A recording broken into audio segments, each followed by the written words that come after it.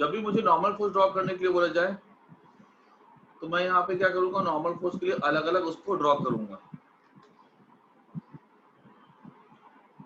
ये आदमी के ऊपर टेंशन फोर्स कितना है 540, ठीक है। उसके बाद ये ऐसे जाएगा, ठीक है। इसके ऊपर एक लग रहा होगा mg 800 न्यूटन, और नॉर्मल फोर्स इसके ऊपर ये प्लैंक अप्लाई करेगा, नॉर्मल फोर्स ऊपर की तरफ, ठीक है, और ये अप्लाई करेगा प्लैंक पे नीचे की तरफ। तो मैंने क्या किया, इस आदमी का अलग से एबीडी बना दिया। तो मैं क्या लिख सकता हूँ, इस एबीडी में 540 ऊपर की तरफ प्लस n ऊपर की तरफ।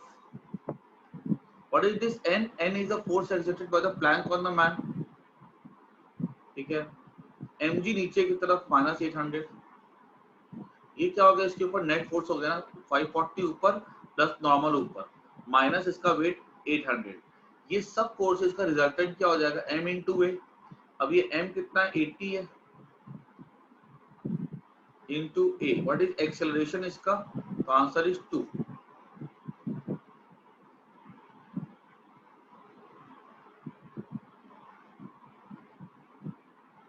हाँ एक मिनट, उसका भी काम आएगा अभी, एक मिनट बता रहा हूँ मैं।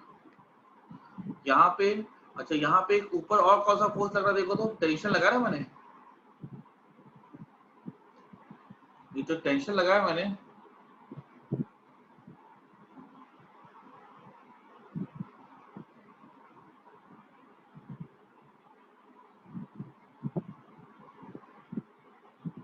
540 लग रहा है रोप के ऊपर, देखो ना 540 लग रहा है रोप के ऊपर, बिकॉज मैंने यहाँ पर देखो ना 2t कर दिया ना, ये t है, ये t है। तो जो अगर पूरे सिस्टम पे देखा जाए ऊपर कितना फोर्स लग रहा है, तो आंसर है 2t। 540 लग रहा है ऊपर ऊपर की तरफ, लेकिन ये आदमी कितना लगा रहा है, आदमी तो सिर्फ t लगा रहा है। और यही तो इस पुली का एडवांटेज है। तुम सोचो ना, अगर हम ये वाला सिस्टम यूज क्यों करते हैं, अगर मान लो खाली अगर आदमी सोचो, अगर ऐसा अगर आदमी को ऐसे ऊपर जाना होता खींच करके, अगर ठीक है ऐसे जाता अगर आदमी, तो उसको कितना फोर्स चाहिए होता ऊपर जाने के लिए, तो वो जाता t minus mg equals to ma 80 two t 160।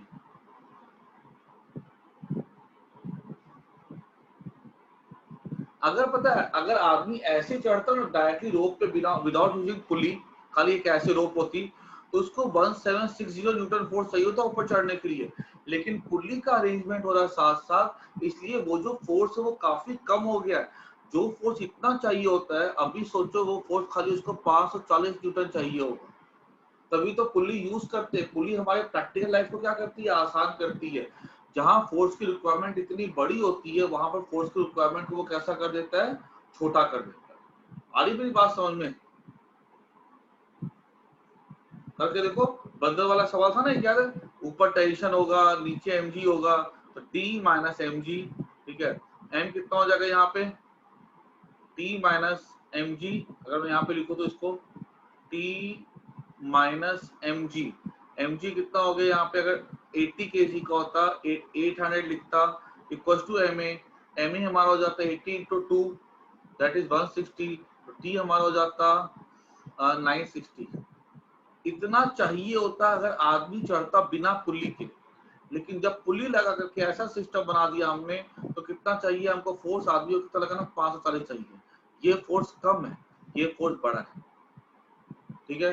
ये भी आदमी को वही एक्सेलरेशन देगा, लेकिन ये सेटअप भी आदमी को वही एक्सेलरेशन देगा। लेकिन पुली लगाने से हमारा फोर्स कैसा लगाना पड़ा, कम लगाना पड़ा। That is advantage of using pulley. मेरी बात समझ में आई कि ये बोलो हाँ या ना? किसी को कोई भी तकलीफ तो पूछो यहाँ पे।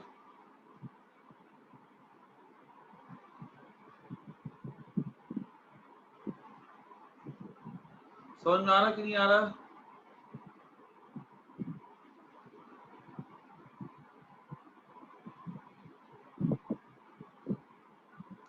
अब यहाँ पर देखो, यहाँ पर 540 प्लस ऊपर कितना लग रहा है, यहाँ से नॉर्मल फोर्स n लग रहा है, minus 800 equals to m into A. इसका कितना मास, 80 इंटू 2, ये जगह n, यहाँ मैं लिख सकता हूँ माइनस 260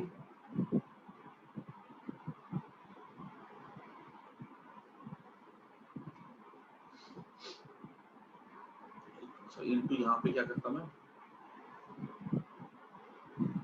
540 ऊपर लगा, ये रोप लगाया, एन ये लगाया और ये 800 नीचे लगा, ठीक है, इक्वल्स टू ऊपर कितना एक्सेलरेशन है 2 है, 540 plus N minus 800 equals to m into a. What is m here? m is 80, a कितना है 2 है, ये हो जाएगा मेरा n माइनस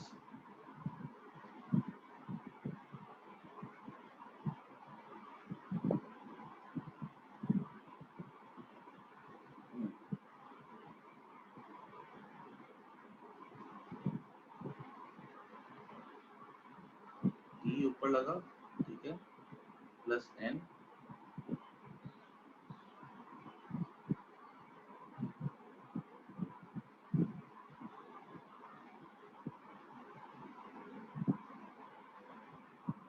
420 आएगा ना।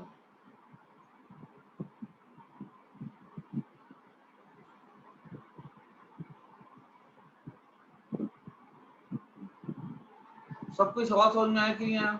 फिर से समझ लो ध्यान से। ऐसा सवाल आता है दोनों बॉडी साथ साथ मूव करे तो उसको एक सिस्टम माना जा सकता है, एक सिस्टम मान करके एक्सेलरेशन निकाल लो, ठीक है।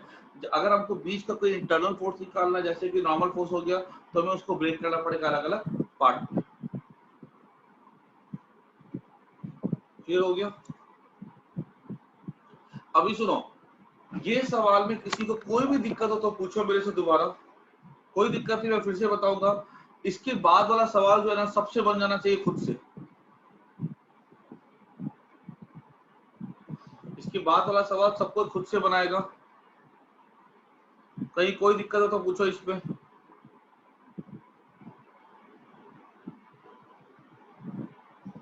अभी ये वाला सवाल सबको खुद से बनाना, ठीक है।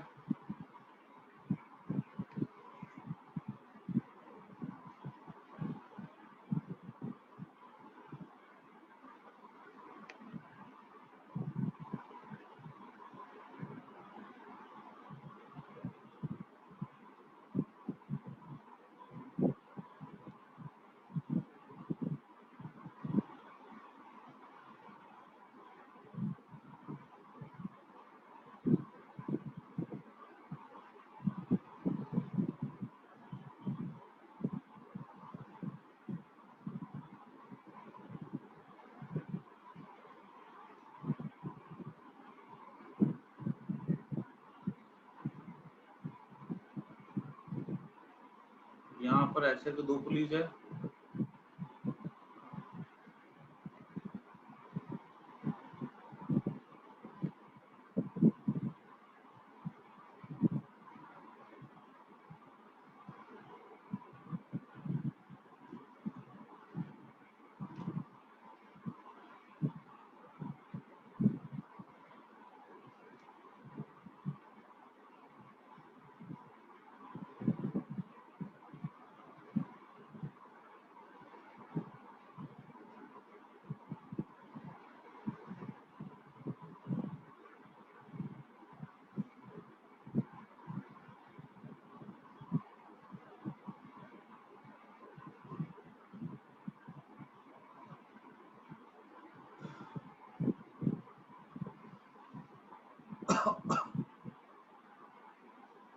सबको ट्राई करेगा। ये आदमी का मास तुम ले लो 65 kg, ये प्लैंक पे खड़ा हुआ है, ठीक है, ऐसे करके, और दो पुली को खींच रहा है। 5 kg इसका प्लैंक का मास है। ये प्लैंक नीचे जा रहा है 1 मीटर पर सेकंड के स्क्वायर के एक्सेलरेशन से, ठीक है। तो बताना है कि find force exerted by man on rope, ठीक है, और नीचे जा रहा है एक्सेलरेशन कितने से 1 मीटर पर सेकंड स्क्वायर से। ये आदमी जो है इसके ऊपर कितना, रोप के ऊपर कितना फोर्स एक्सर्ट कर रहा है। सबको ध्यान से सोचो इसको और खुद से सॉल्व करो, 2 मिनट में टाइम मिलता है।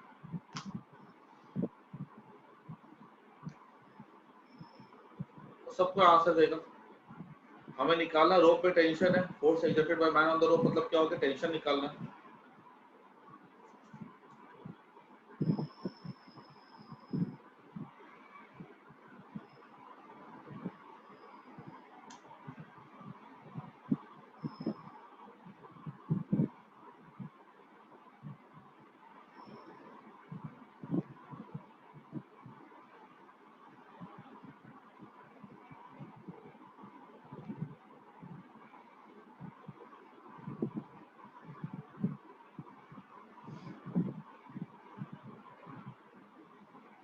किसी का आया तो बोलो।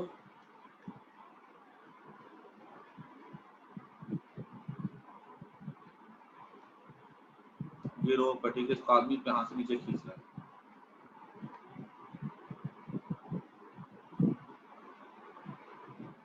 अच्छा,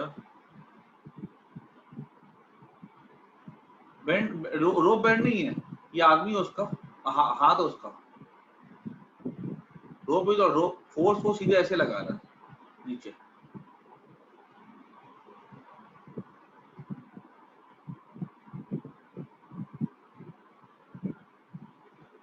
ठीक है ना। और बाकी लोग भी तो आंसर, सबको आंसर दो।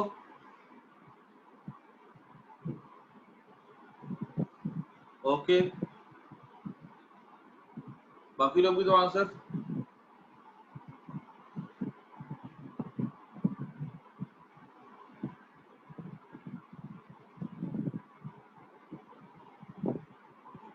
तो वो सबको ही ट्राई करो, बिना ट्राई किए कोई फायदा नहीं है मेरा बताने का। ये काटो भी से ऐसे आईबीडी बनाओ। क्या लगता है यहाँ पे टेंशन टी, यहाँ क्या लगता है टेंशन टी, यहाँ क्या लगेगा टेंशन टी, यहाँ क्या लगेगा टेंशन टी। ठीक है, अगर आदमी पूछा जाएगा कि आदमी ने कितना फोर्स अप्लाई किया है, तो आदमी ने यहाँ पे कितना फोर्स अप्लाई किया है, एक यहाँ पे टी अप्लाई किया, यहाँ पे टी अप्लाई किया, मतलब 2T अप्लाई किया। अब टी पहले हमको निकालना है। ओके, चलो बाकी लोग भी दो आंसर, सबको ही दो। क्या क्या फोर्सेस लग रहा है, ऊपर की तरफ लग रहे हैं टी और टी, मुझे यहाँ पे निकालना है, खाली टेंशन निकालना, नॉर्मल फोर्स नहीं निकालना, तो मैं सबको एक ही मान लेता हूँ, एक ही सिस्टम। तो ऊपर कितना फोर्स लग रहा है 40, और नीचे कितना फोर्स लग रहा है 65 प्लस 5 हो गया 70 kg, that is 70 into 10, 700 Newton. This is the net force acting in normal direction. पूरा सिस्टम किधर जा रहा है, ऊपर के नीचे, तो आंसर नीचे जा रहा है, दिख रहा है क्लियरली और एरो से 1 मीटर पर सेकंड स्क्वायर। 700 नीचे का फोर्स हो गया, ऊपर का कितना फोर्स हो गया -40, टोटल एक्सेलरेशन नीचे हो रहा है, तो 70 इंटू 1, ये हो जाएगा हमारा 700 माइनस 70 630 इक्वल टू 40। टी कितना हो जाएगा 630 बाय 4, 4 बन जा 4 जा कितना 2 4 5 20, इतना आंसर दो दो दो तीन बच्चों ने आंसर सही दिया। आदमी कितना फोर्स अप्लाई करा रोप पे, टी की 2T, यहाँ इस हाथ से वो टी अप्लाई करा, इस हाथ से वो टी अप्लाई करा, तो नेट फोर्स क्या हो जाएगा। समझ का आंसर सही था, बाकी दोनों में ट्राई किया, ठीक है, आधा आंसर सही था। बाकी लोग भी ट्राई करो भी, तुम लोग अगर ट्राई नहीं करोगे तो मेरा बताने का कोई फायदा नहीं है, समझो बात को। 157.5 इंटू 2 आंसर आ जाएगा। सबको आया कि नहीं आया समझ में, किसी को कोई दिक्कत तो पूछो।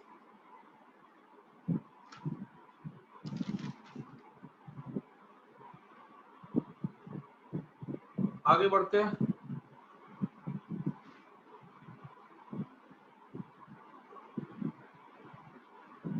इसको नोट कर जाना।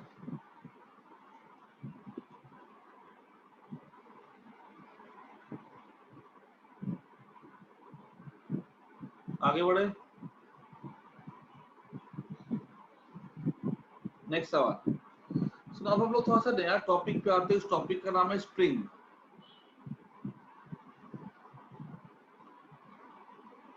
ठीक है, स्प्रिंग जो होता है ना, ठीक है, स्प्रिंग और जो एक क्या कहते हैं, सबने स्प्रिंग देख के रखा हुआ है कि स्प्रिंग ऐसी चीज होती है जिसकी लेंथ को हम लोग बढ़ा भी सकते हैं और घटा भी सकते हैं, ठीक है।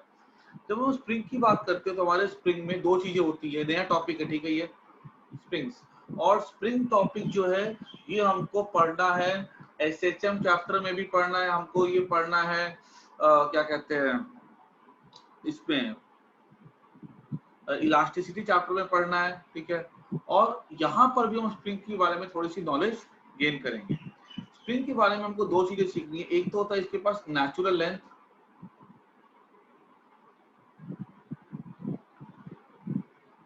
और दूसरा इसके पास हो जाता है मीन पोजीशन।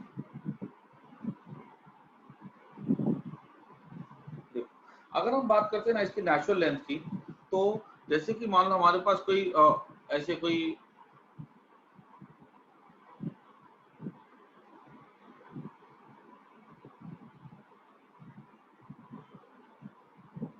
हमने ब्लॉक को रखा है ऐसा, ये क्या स्प्रिंग का नेचुरल लेंथ हो गया, और ये इसका क्या हो गया, मीन पोजीशन भी हो गया।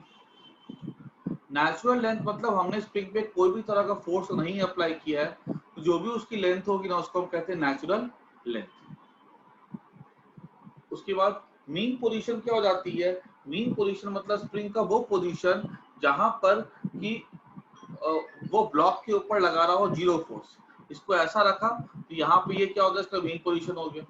यहाँ पर जो नेचुरल लेंथ है और जो डिस्टेंस है मीन पोजीशन का एक एंड से स्प्रिंग के लिए वो सेम है ना। यहाँ पे देखो नेचुरल लेंथ यहाँ से यहाँ तक की है और मीन पोजीशन यहाँ से लेकर यहाँ तक की कितना L0 है। लेकिन अगर मैंने ऐसा डायग्राम ड्रॉ किया,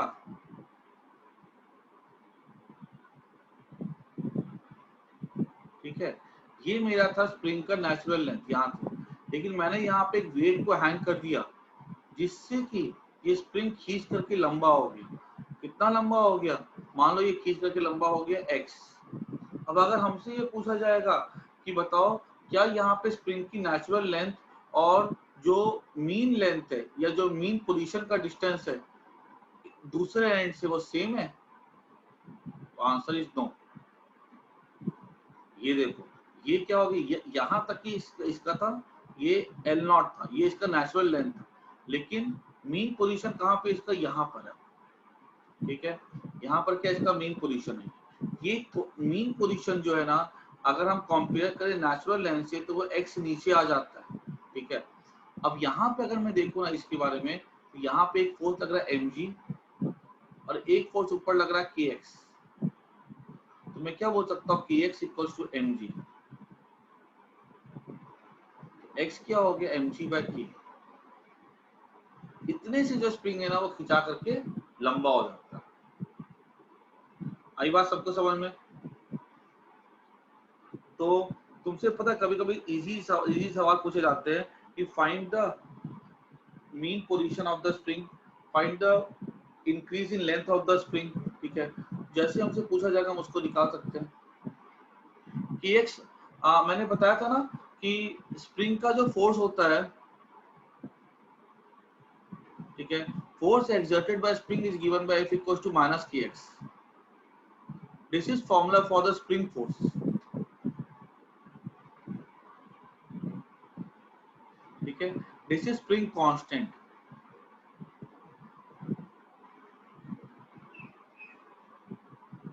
And this is change in length of spring.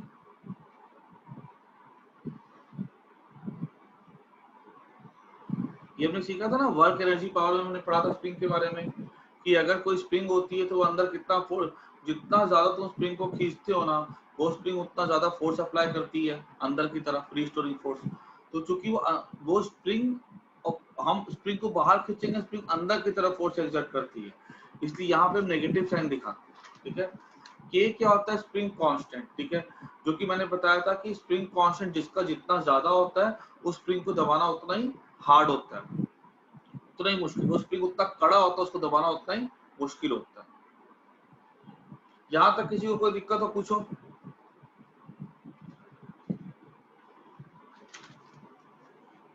एक छोटा सा सवाल है, सबको सॉल्व करो इसको। K इक्वल्स टू 100 न्यूटन पर मीटर, ठीक है, what is the spring constant. अगर स्प्रिंग कांस्टेंट का मतलब पूछा जाएगा तो k क्या हो जाता है, f/x, मतलब k हो जाएगा f k equal if x equals to 1। मतलब अगर हमको किसी स्प्रिंग को एक यूनिट से दबाना है या खींचना है, जो भी फोर्स अप्लाई करना पड़ता है उसको हम लोग क्या बोलते हैं, स्प्रिंग कांस्टेंट बोलते हैं। ठीक है, मान लो कोई स्प्रिंग है जिसकी स्प्रिंग कांस्टेंट कितना है, 100 है। बॉडी का मास जो है ना यहाँ पे वो है 2 kg। Find increase in length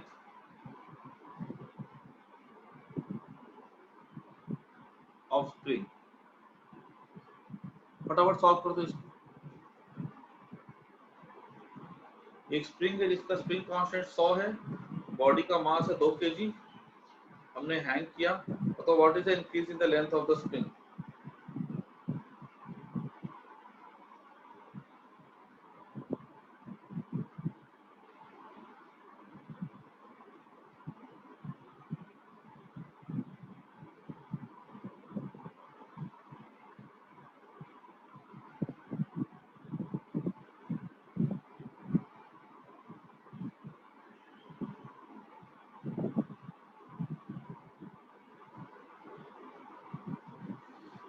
बता सकते हो?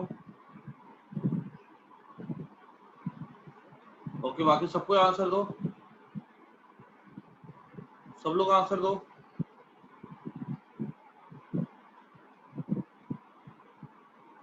रुद्र, ईशा, तुम लोग आंसर दो।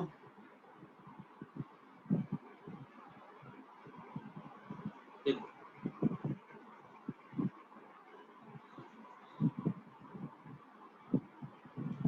अगर हम बात करें तो यहाँ पे mg हो जाएगा ये, ऊपर क्या हो जाएगा kx, और ये इक्विलिब्रियम में अगर नीचे लग रहा है m, ऊपर लग रहा है x, तो अगर इक्विलिब्रियम में क्या हो जाएगा यहाँ पे kx इक्वल टू mg, तो k कितना है 100 इंटू x,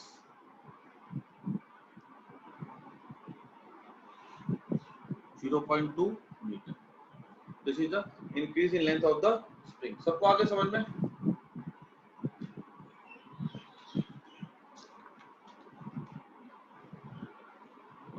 एक थोड़ा इससे अच्छा सवाल लेते हैं हम लोग अभी। कौन सवाल कुछ ऐसा है, एक इंक्लाइन प्लेन है,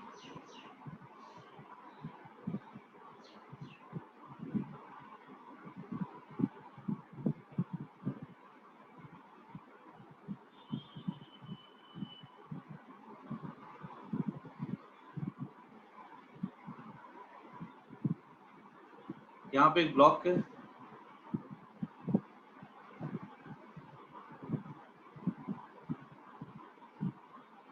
जिसका मास है 2 kg,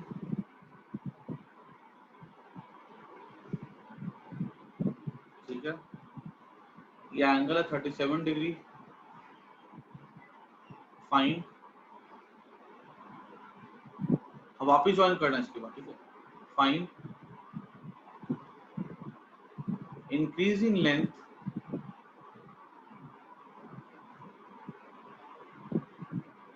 ऑफ स्प्रिंग।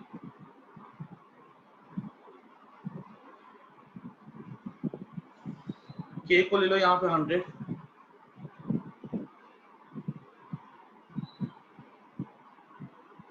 k को 100 ले लो।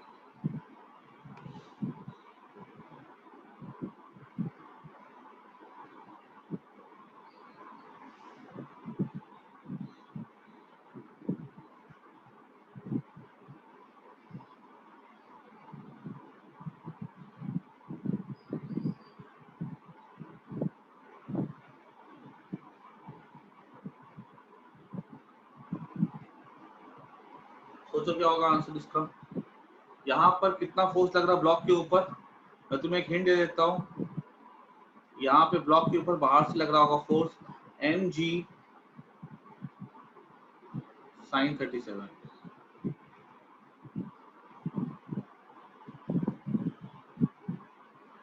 sin 37 3/5 होता है, cos 37 4/5 होता है। हाँ,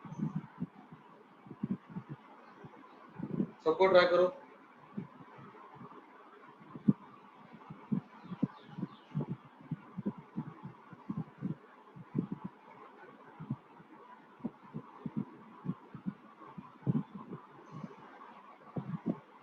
बाकी लोग भी दो आंसर, सबको दो आंसर।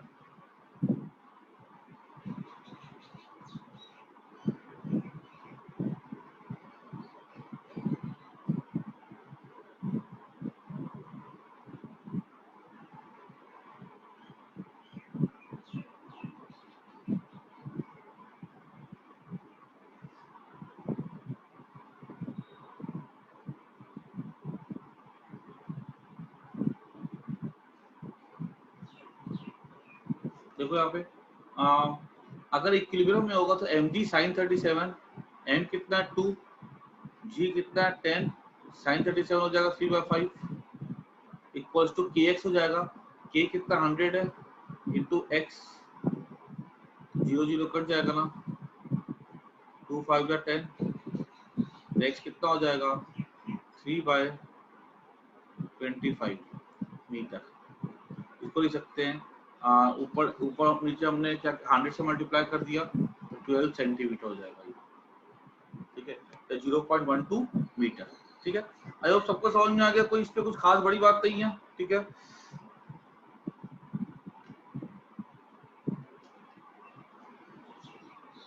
अब सुना ध्यान से, यहाँ पर हमने जो मेथड यूज किया है ना, ठीक है, कि स्प्रिंग यहाँ पे what is the increase in length, ठीक है, तो इंक्रीज इन लेंथ निकालने के लिए हम लोग यहाँ पे इजीली तो कैसे करते हैं, ये हमारा एक इजी सा मेथड हो गया कि हम यहाँ पे क्या करेंगे,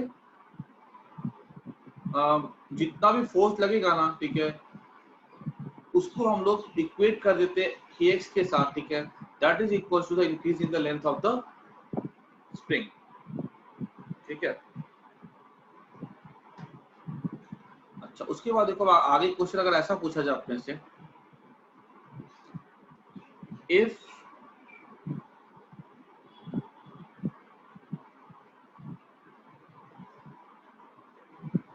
अगर ये इसका मीन पोजीशन है, कौन सा पोजीशन है ये, मीन पोजीशन है,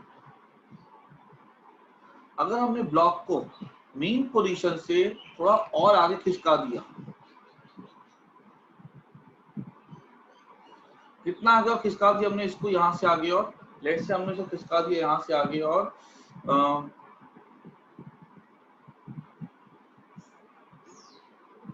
20 centimetre, if block is displaced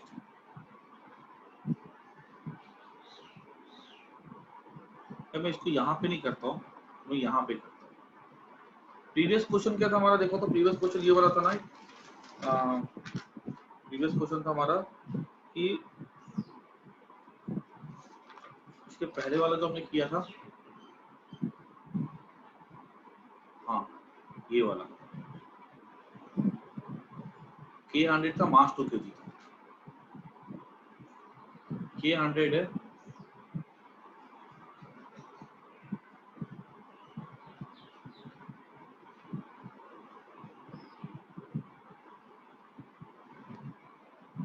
mass 2 kg,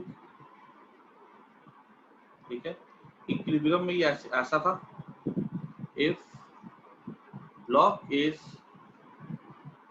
यहाँ पे x नॉट कितना आ रहा था, mg/k, दैट इज 20/k, ठीक है, ये 0.2, ठीक है, कहीं ना कहीं यहाँ से इसका नेचुरल लेंथ यहाँ तक की था, अगर मान लो, ठीक है, ये पॉइंट यहाँ तक की था, कितना नीचे किसका था, 0.2 metre. If block is displaced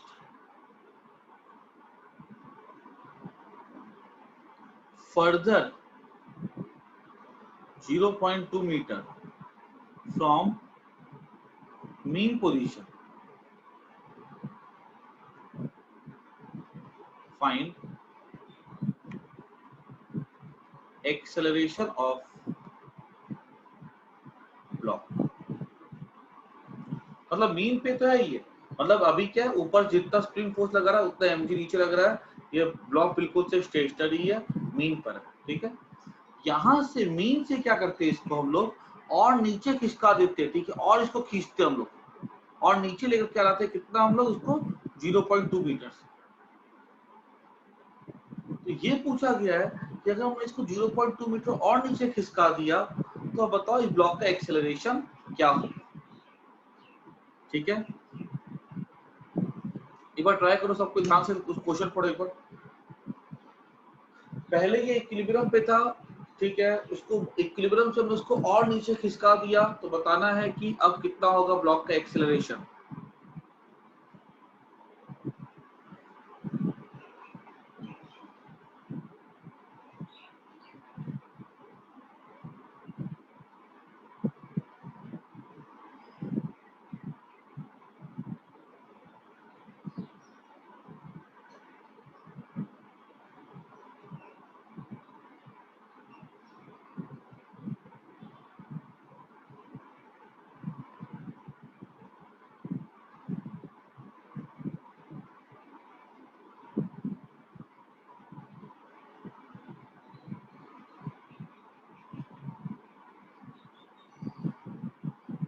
okay, ठीक है, देख लेते हम लोग एक बार। जब हम लोग देखो इसको हम लोग मैं क्लास एंड कर रहा हूँ, ठीक है, उसके बाद हम लोग डिस्कस करते हैं इसको, ठीक है, फिर से ज्वाइन कर लो ना।